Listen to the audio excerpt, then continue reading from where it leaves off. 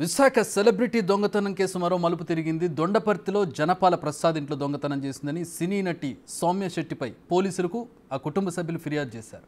దీంతో సౌమ్య శెట్టిపై పలు ప్రశ్నలు సంధిస్తూ వీడియో రిలీజ్ చేశారు.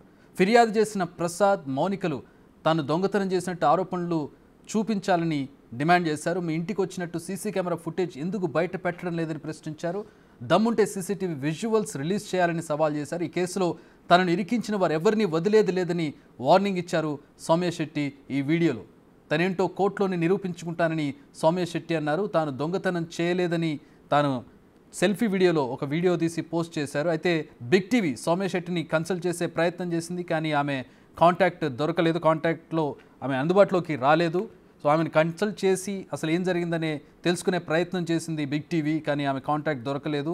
అయితే ఎవరైతే ఆమె మీద ఫిర్యాదు చేశారో, ఎవరైతే కేసు పెట్టారో వాళ్ళ కుటుంబ సభ్యుల మీద ప్రస్తుతం సౌమ్య శెట్టి ఆరోపణలు చేస్తోంది. ఇదంతా సెటప్ చేసి తనను ఇరికించారని, తన మీద బురద జల్లే కార్యక్రమం జరుగుతోందని సౌమ్య శెట్టి చేస్తున్నటువంటి ప్రధానమైనటువంటి ఆరోపణ. ప్రూఫ్స్ ఉంటే బయట పెట్టండి అంటూ ఆమె వారికి సవాల్ విసిరింది.